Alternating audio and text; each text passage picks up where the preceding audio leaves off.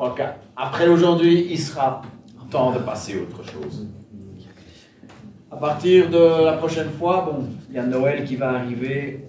Pendant les congés, je vais peut-être retourner sur les psaumes un peu. Et après le culte d'action de grâce. Donc, à partir du deuxième dimanche du mois de janvier, on va retourner à de la bonne vieille prédication textuelle.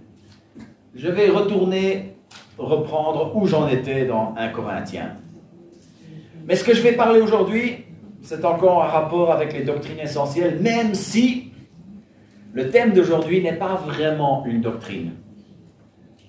Le thème d'aujourd'hui, c'est l'ingrédient qui fait que toutes ces doctrines tiennent ensemble. Il s'agit de la foi. Je vais parler de la foi. Et pour parler de la foi, je vais utiliser les premiers versets de Hébreux 11. Hébreux 11, c'est le fameux chapitre où on parle des héros de la foi. C'est un chapitre qui fonctionne comme un tableau d'honneur des gens de l'Ancien Testament qui ont eu la foi. Nous croyons à la divinité de Christ. Nous croyons à salut par la grâce. Nous croyons que c'est en Jésus, seulement par Jésus, que nous sommes sauvés. Nous croyons à la résurrection. Nous croyons en l'Évangile. Nous croyons qu'il n'y a qu'un seul vrai Dieu. Nous croyons à la Sainte Trinité. Mais nous croyons en toutes ces choses, pas seulement parce que c'est raisonnable d'y croire.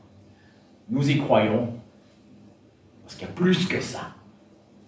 Il y a la foi. Lisons le passage d'aujourd'hui, où l'auteur de l'épître aux Hébreux, il fait 3 choses. Il définit la foi, il donne quelques exemples de la foi, et puis il applique la foi. Hébreux 11, les versets 1 à 6. Or la foi, c'est la ferme assurance des choses qu'on espère, la démonstration de celles qu'on ne voit pas. C'est à cause d'elle que les anciens ont reçu un témoignage favorable. Par la foi, nous comprenons que l'univers a été formé par la parole de Dieu, de sorte que le monde visible n'a pas été fait à partir de choses. Que le monde visible n'a pas été fait à partir de choses visibles. C'est par la foi qu'Abel a offert à Dieu un sacrifice plus grand que celui de Caïn. C'est grâce à elle qu'il a été déclaré juste, car Dieu approuvait ses offrandes. Et c'est bien par elle qu'il parle encore, bien qu'étant mort. C'est à cause de sa foi qu'Enoch a été enlevé pour échapper à la mort. Et on ne l'a plus retrouvé parce que Dieu l'avait enlevé. Avant d'être enlevé, il avait en effet reçu le témoignage qu'il était agréable à Dieu. Or, sans la foi, il est impossible d'être agréable à Dieu.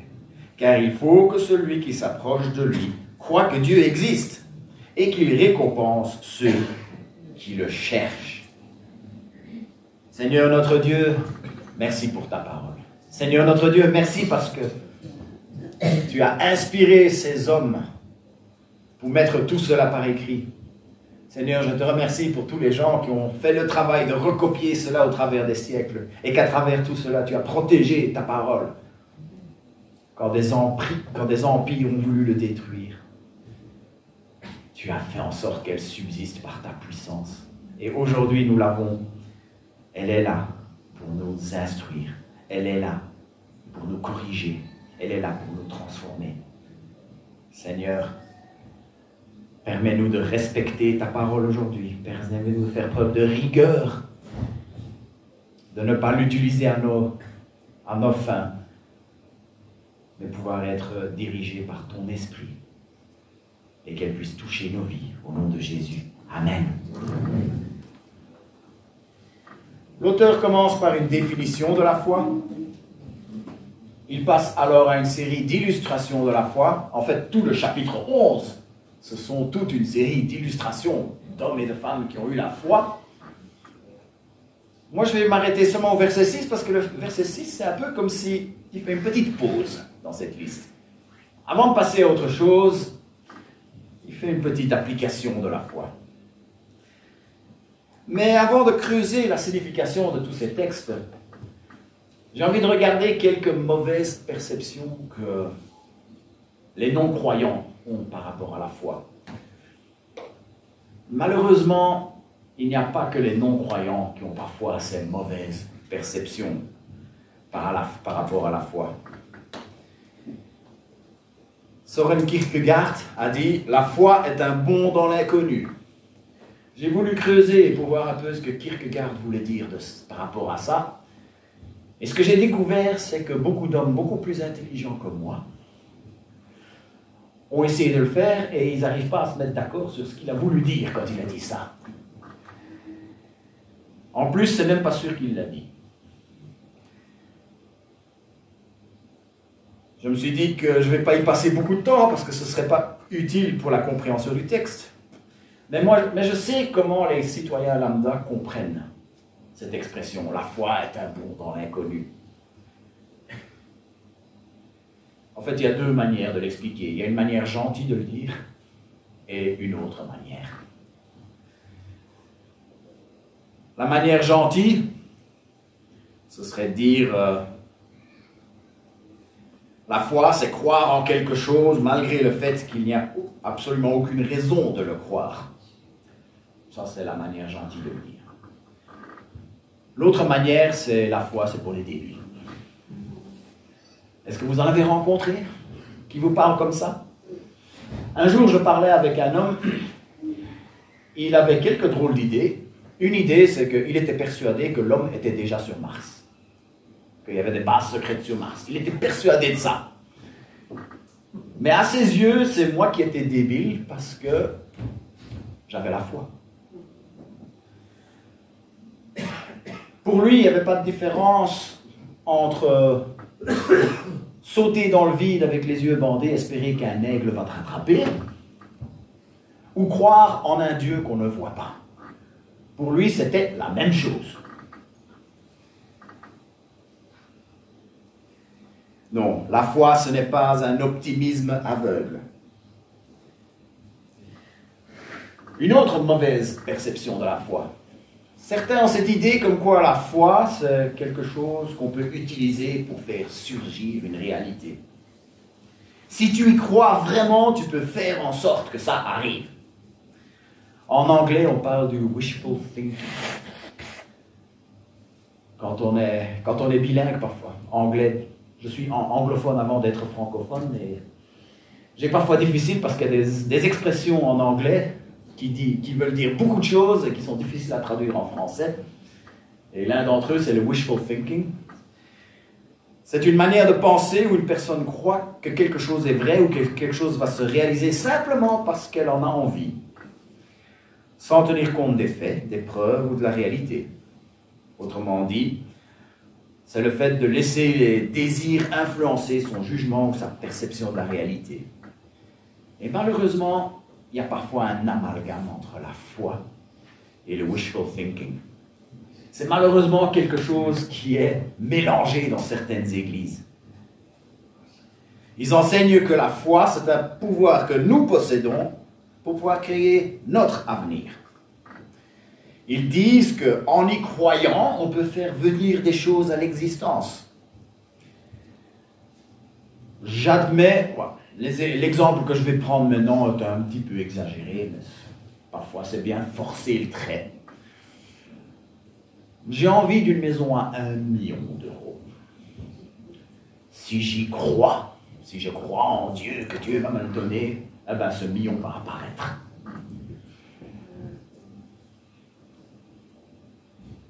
Non, la foi, ce n'est pas juste faire apparaître des choses. Une autre mauvaise conception de la foi, après c'est promis, on va passer à la bonne conception, à la conception biblique. Certains pensent que la foi, c'est de croire en quelque chose malgré le fait que tout prouve le contraire. Je pourrais regarder dans le miroir, je vais voir quelques cheveux gris.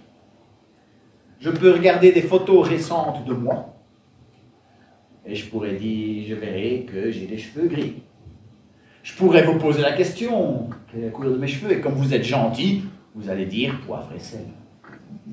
Mais si malgré tout cela, je reste persuadé que mes cheveux sont parfaitement noirs, ce n'est pas la foi. C'est être bercé d'illusions.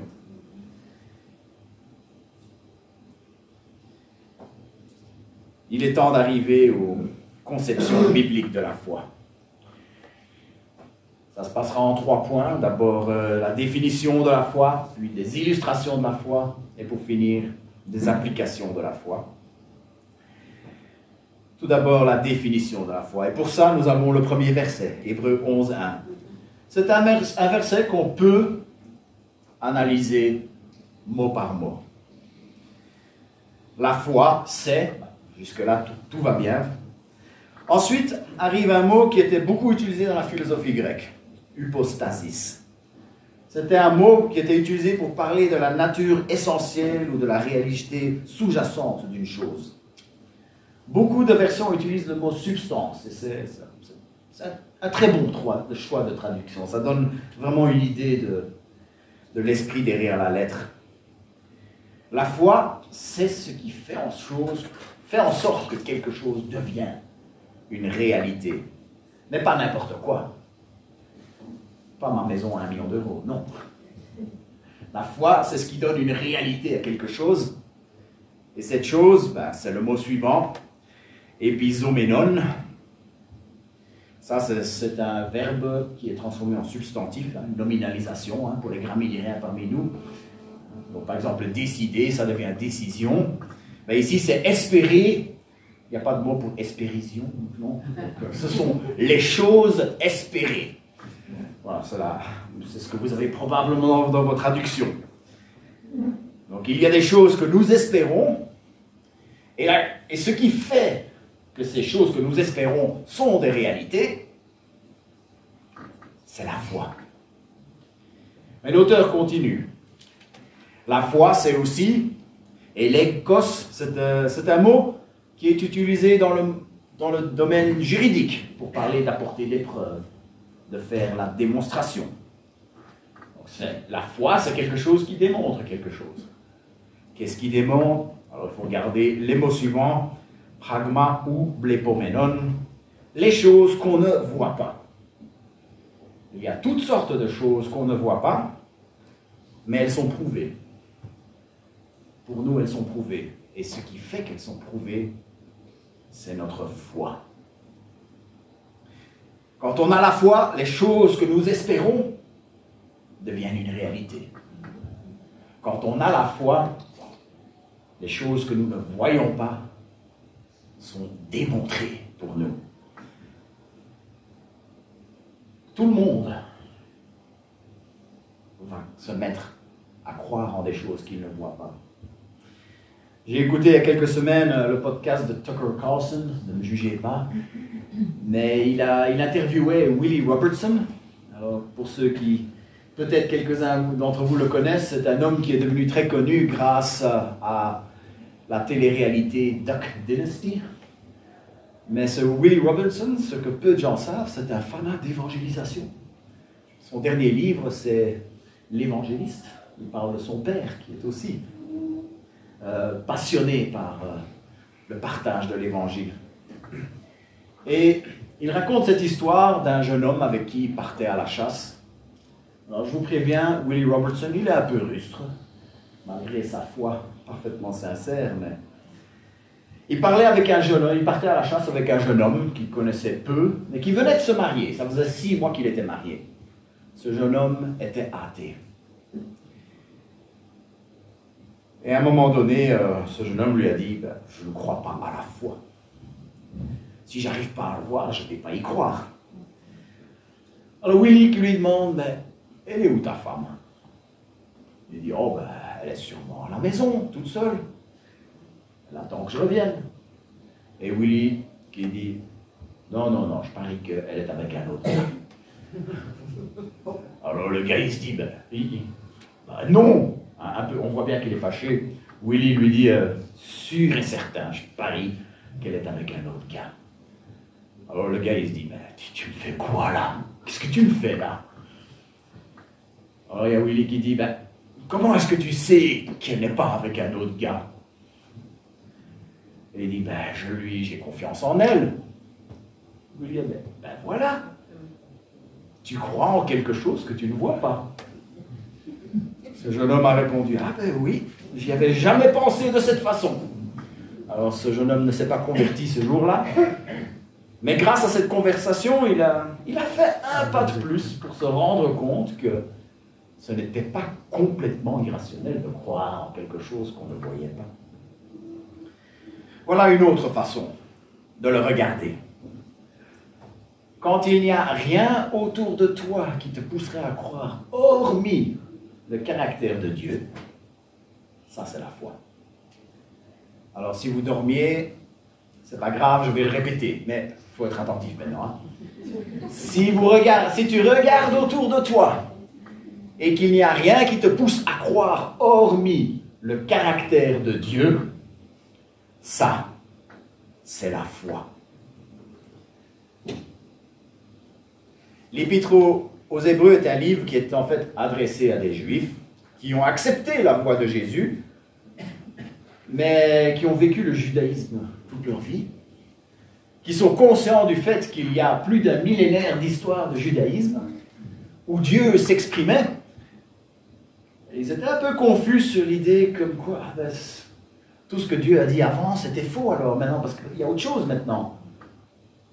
Et l'apôtre, on ne sait pas exactement, certains pensent que c'est Paul qui l'a écrit, est en train de leur expliquer, prend son temps, en 13 longs chapitres, pour expliquer comme quoi, non. Ce que Jésus a fait, c'est dans la continuité de tout ce qui se faisait auparavant. Il était en train de leur expliquer qu'il y a cette nouvelle alliance qui est là, cette nouvelle alliance qui complète, qui est supérieure à celle d'avant. Et à plusieurs reprises, il leur en supplie, ne retournez pas vers tout cela, puisque maintenant vous avez tout en Jésus. Mais comme il s'adresse à des gens qui connaissaient très bien toutes les histoires de l'Ancien Testament, connaissaient les histoires de la Torah, il s'est mis à prendre des exemples que eux connaissaient très bien. Et il voulait expliquer que tous les héros de ces histoires, eux aussi, avaient la foi. Tous ces hommes, ils avaient une ferme assurance pour les choses espérées. Et ils avaient accepté la démonstration des choses qu'ils n'avaient pas vues. C'était des gens dont la vie avait été marquée par la foi. Ils n'ont pas reçu ce qui était promis, mais ils avaient confiance aux promesses pour l'avenir. Cette foi qui avait fait en sorte que Dieu les avait approuvés. C'est ce qui est dit au verset 2, c'est à cause d'elle, la foi, que les anciens, les héros de l'Ancien Testament, ont reçu un témoignage favorable, l'approbation de Dieu. Maintenant, le deuxième point, quelques illustrations de la foi. C'est ici qu'il donne une série d'exemples de foi. Et il commence avec un énorme au verset 3. Par la foi, nous comprenons que l'univers a été formé par la parole de Dieu, de sorte que le monde visible n'a pas été fait à partir de choses visibles. Pour toute chose qui existe, il y a quelque chose qui l'a causée. Cette chose qui l'a causée a elle-même été causée par quelque chose.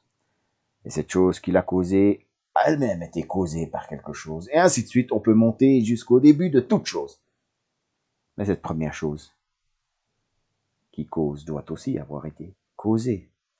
À un moment donné, il faut qu'il y ait une première cause.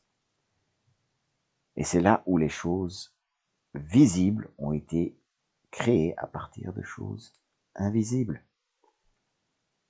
Nous croyons que c'est Dieu qui a créé les choses visibles à partir de choses invisibles.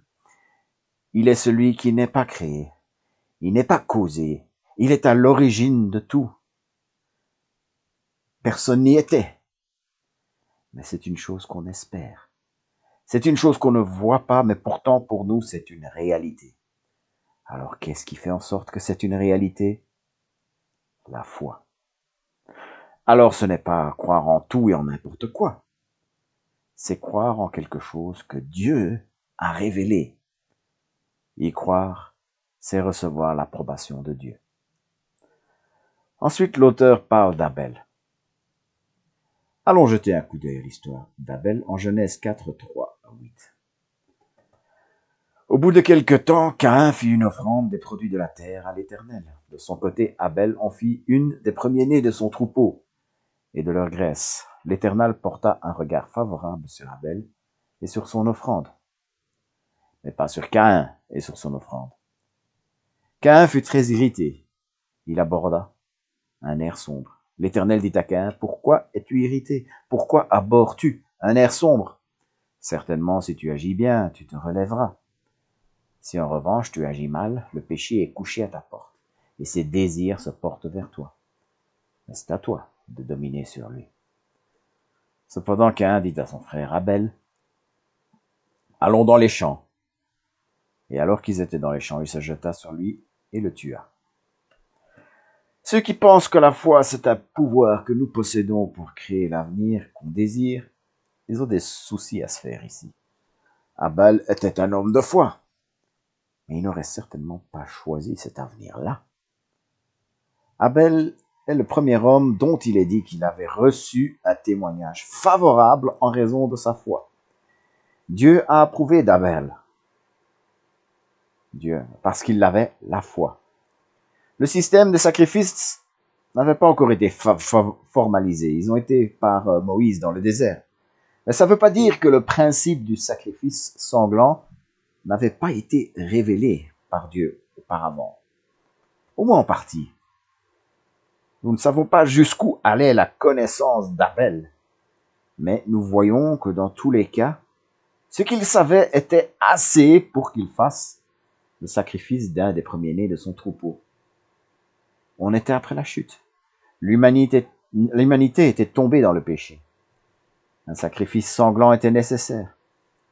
Le sacrifice était une représentation du sacrifice de Dieu à la croix qui était encore à venir. Tout ça, nous le savons. Mais Abel ne le savait pas. Connectons ça à la définition du verset 1 maintenant. En apportant cette adoration, Abel a montré qu'il espérait en l'Éternel. Cette ferme assurance, c'était la foi. En apportant cette adoration, Abel ne voyait pas Christ qui allait venir, mais sa foi en était la preuve. Il a ainsi reçu l'approbation de Dieu. Le deuxième exemple pour aujourd'hui, c'est Enoch. C'est un personnage dont on sait très peu, mais qui visiblement intriguait beaucoup les Juifs. C'est ce qu'on se dit quand on voit comment les auteurs du Nouveau Testament parlent de lui. Il y avait probablement d'autres récits sur lui qui circulaient. Il y avait aussi des livres prétendument écrits par lui qui circulaient. Le peu qu'on sait de lui est plutôt intriguant, et on aimerait en savoir plus, mais pour ça, il n'y a que la spéculation. Pour aujourd'hui, je vais me limiter à ce que la parole nous dit en Genèse 5, 21.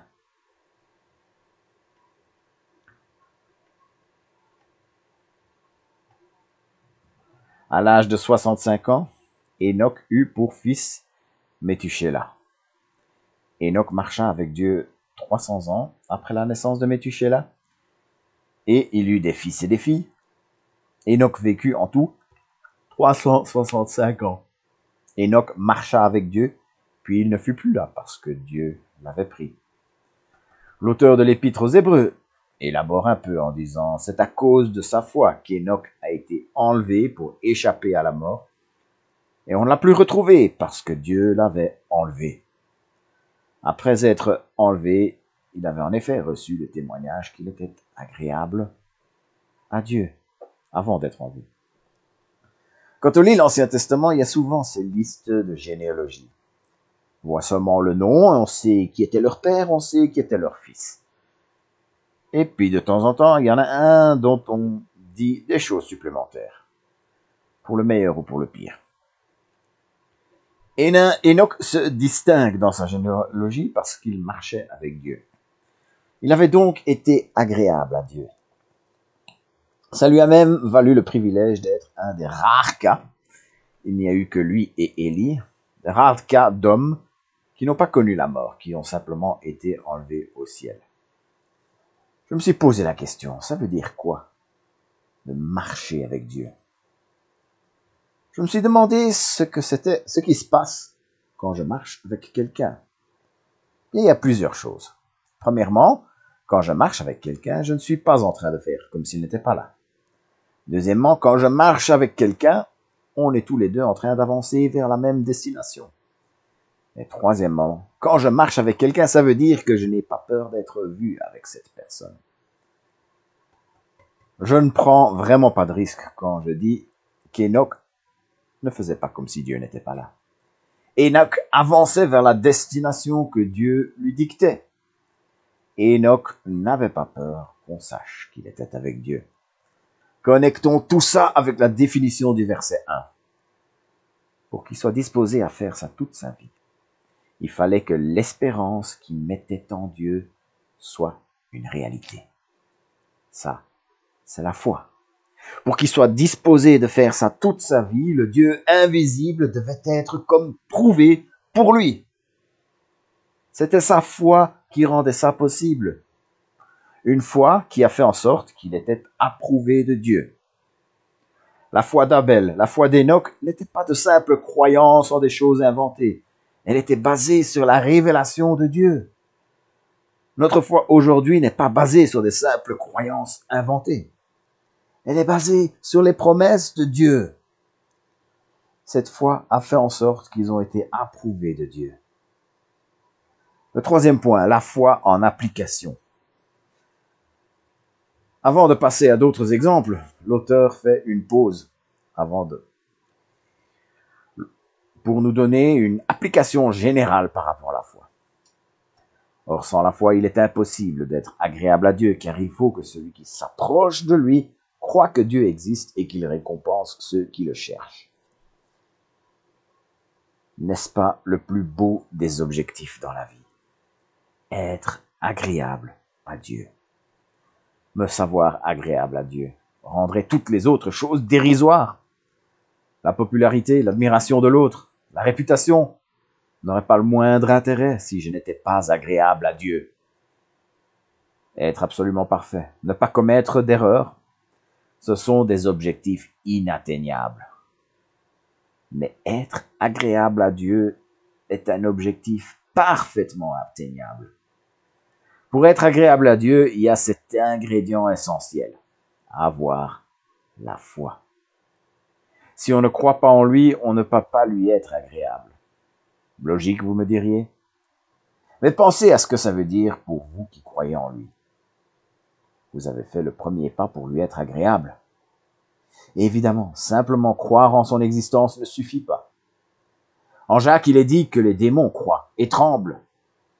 Il y a des gens qui croient en Dieu parce que pour eux, il est la meilleure explication pour l'origine de l'univers, ou pour la loi morale, l'existence elle-même, mais ils refusent toute forme de révélation. Pour être agréable à Dieu, il est dit qu'il faut croire qu'il récompense ceux qui le cherchent. C'est Augustin qui m'a mis sur la voie pour comprendre ce que cette phrase veut dire. Dans les sermons, il dit « La foi consiste à croire ce qu'on ne voit pas. Et la récompense de cette même foi, c'est de voir ce qu'on croit. » Aujourd'hui, nous croyons en des choses que nous ne voyons pas. Mais nous croyons qu'un jour, nous ne ferons plus que de croire parce que nous allons voir ces choses. Et ce sera là la récompense que Dieu nous donnera pour notre foi. La foi chrétienne est fondée sur les promesses de Dieu. Je ne vois pas la foi comme étant un saut dans l'inconnu, puisque la foi dont Dieu parle est basée sur ses promesses. Il a promis que nos iniquités sont effacées. En me basant sur cette promesse, j'ai choisi d'y croire. J'ai la foi. Jésus le juste est mort pour moi, l'injuste. Je suis traité comme si j'étais juste. C'est une promesse de Dieu. En me basant sur cette promesse, j'y crois. J'ai la foi. Aussi invraisemblable que cela puisse paraître, chacun d'entre nous qui avons cette foi, nous sommes agréables à Dieu. N'est-ce pas merveilleux? Un pasteur a défini la foi de cette manière. La foi est une capacité que Dieu donne pour avoir confiance en lui pour l'avenir qu'il nous a promis. La foi est une capacité que Dieu donne pour avoir confiance en lui pour l'avenir qu'il nous a promis. À chaque instant, tu dois te rappeler, je ne m'appartiens pas. Je ne suis pas maître de mon propre destin. Je ne suis pas le capitaine de ma propre destinée. Je n'ai pas la charge de ma propre vie, j'appartiens à Dieu. Oui, cela implique de renoncer à certains privilèges, de mettre de côté les ambitions personnelles, mais en même temps, il y a la promesse de Dieu. Il sait ce qui est le mieux et il te donnera la force de devenir tout ce qu'il veut que tu sois, ce qui dépasse de loin ce que tu pourras être par toi-même. La foi nous a été donnée par Dieu. Notre foi, nous l'avons reçue de Dieu. J'anticipe la question. Comment est-ce que je sais si Dieu m'a donné la foi? J'ai 3 réponses à donner. De 1. Si tu te poses la question, c'est que tu cherches Dieu. Et nous l'avons lu, Dieu récompense ceux qui le cherchent. Croyez-le. De 2. Nous pouvons tout demander à Dieu. Parfois il dit oui, parfois il dit non, parfois il dit attends. Mais si tu ne sais pas si tu as la foi, demande-le lui. Et de 3, Romains 10, 17, ainsi la foi vient de ce qu'on entend, et ce qu'on entend vient de la parole de Christ. Pour avoir la foi, il faut entendre, et pas entendre n'importe quoi. Il faut entendre la parole de Christ. J'espère que vous avez une routine de la lecture de la parole de Dieu. Il y a 1001 raisons d'en avoir une. Aujourd'hui, je vais me limiter à une des plus conséquentes. En entendant ou en lisant ce que Jésus a enseigné, nous allons augmenter notre foi. Si vous avez des doutes et qu'en même temps vous nourrissez mal votre esprit de la parole de Dieu, posez-vous la question, il n'y aurait pas un rapport là?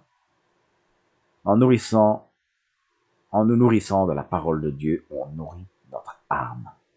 La foi vient de ce qu'on entend, et ce qu'on entend vient de la parole de Christ.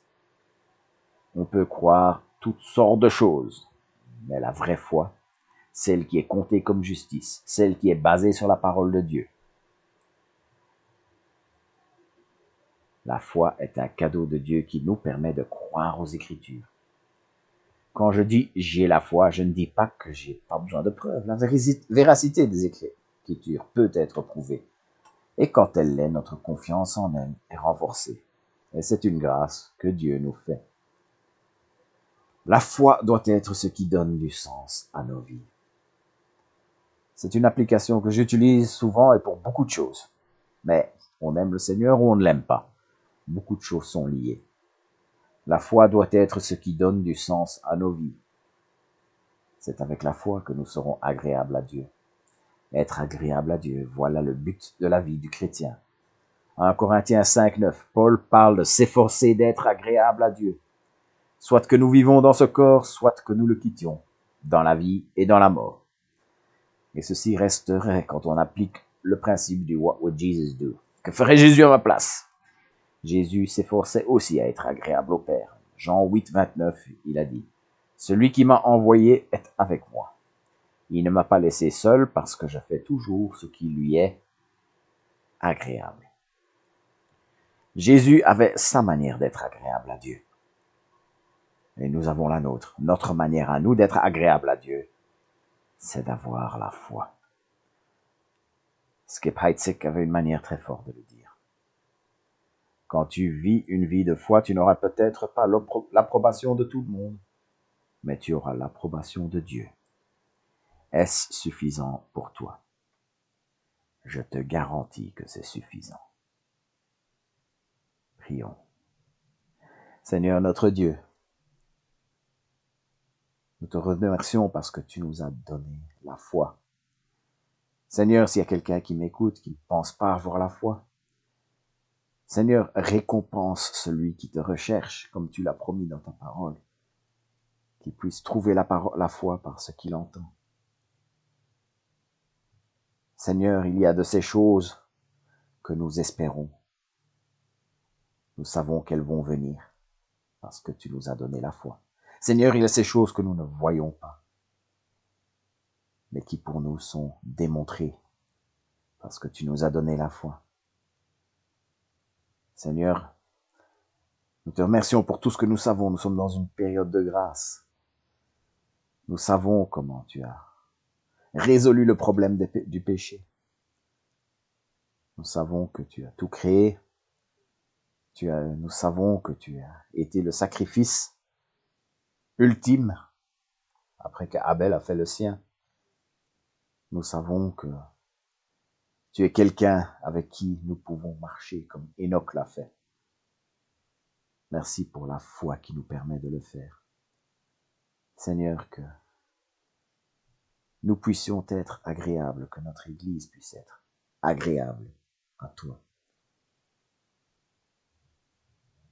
Que ce soit le but de notre vie, être agréable à toi. Merci pour la foi. Renforce notre foi. Et Seigneur, que nous puissions nourrir notre foi. Au nom de Jésus. Amen.